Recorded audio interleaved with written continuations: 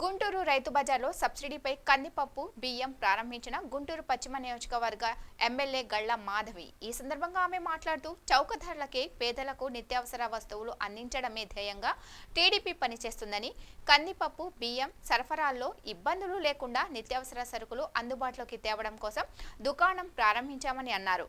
కందిపప్పు 169 రూపాయలు, బియ్యం 48 రూపాయలు అందిస్తున్నట్లు తెలిపారు. ఉచిత ఇసుక విధానం పాలసీ టీడీపీ ఆశయం, దానిపై వైసీపీ నేతలు అనవసరంగా రాద్ధాంతం చేస్తున్నారని అన్నారు.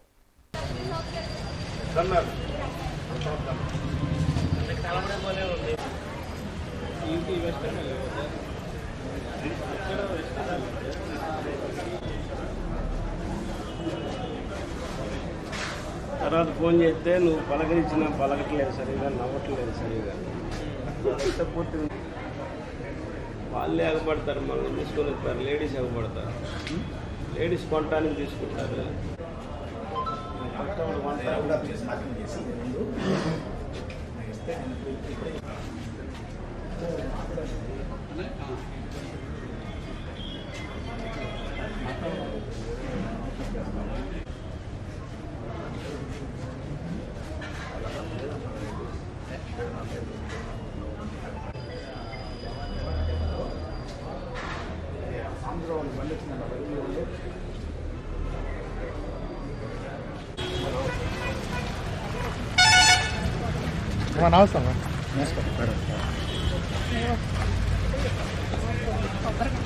కొంచెం ముందు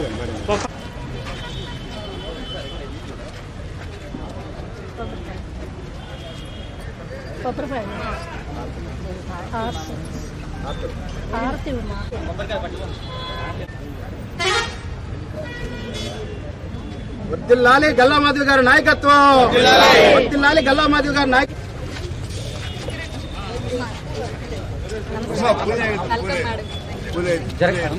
కొంచెం నుంచి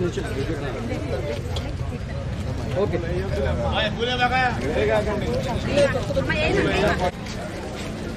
నమస్కారం మేడం.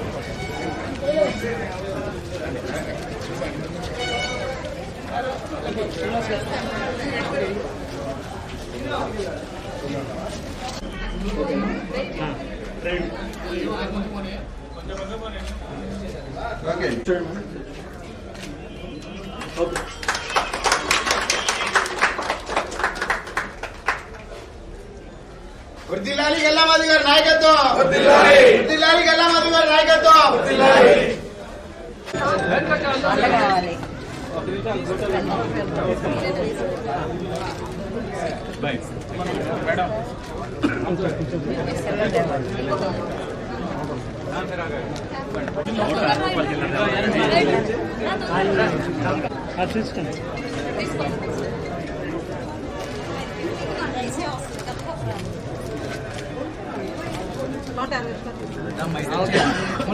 రండి వాళ్ళ మేడం గారికి దమ్మా రండి. ఓకే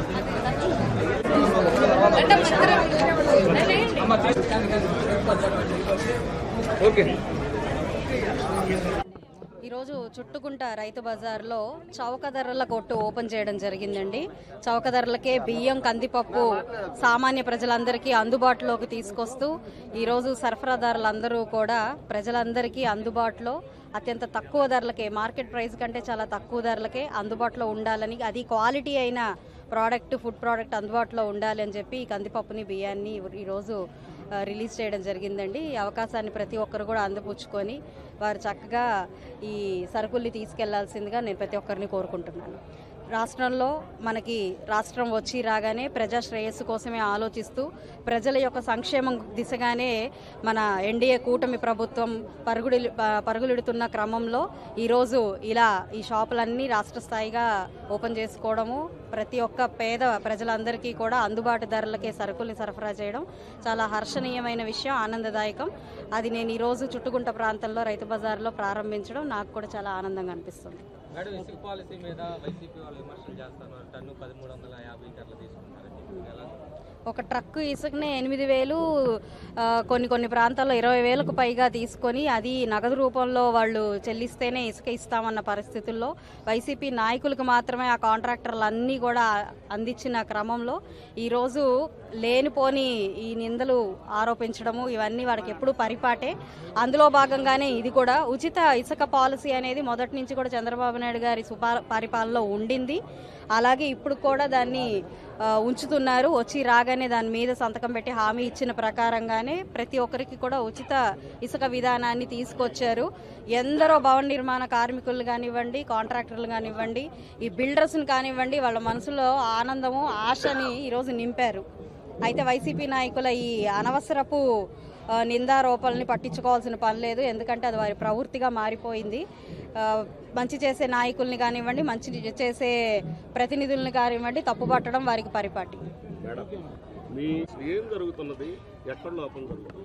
అధికారులు ఇంకా మత్తు నిద్రలో ఉన్నారండి. మేము రాష్ట్రం అభివృద్ధి పదంలో, సంక్షేమ పదంలో పరిగెత్తే పనిలో ఉన్నాము. ప్రజలకి చేరువుగా ఏం చేయాలనే కార్యక్రమంలో ఉన్నాము. అధికారులకు మాత్రం ఆ నిబద్ధత కోల్పోయారు. వాళ్ళు ఎలాంటి నీతి నియమాలు లేని పరిస్థితుల్లో వాళ్ళు ఇంకా ఉంటున్నారు. మత్తు నిద్రలో ఇంకా ఉన్నారు. క్రమక్రమేణా అన్ని నిద్రలు వదులుతాయి, అంతా మత్తు వదిలిచ్చే ప్రక్రియ కూడా చేపట్టాము. చాలా తొందరలోనే మీరంటున్న ఇవన్నీ కూడా చాలా తొందరగా దానికి పరిష్కారం అవుతాయి. ఫోటోలు పెట్టడము, గౌరవ మర్యాదలు ఇవ్వడము ఆ యొక్క ఉద్యోగి యొక్క కనీస బాధ్యత.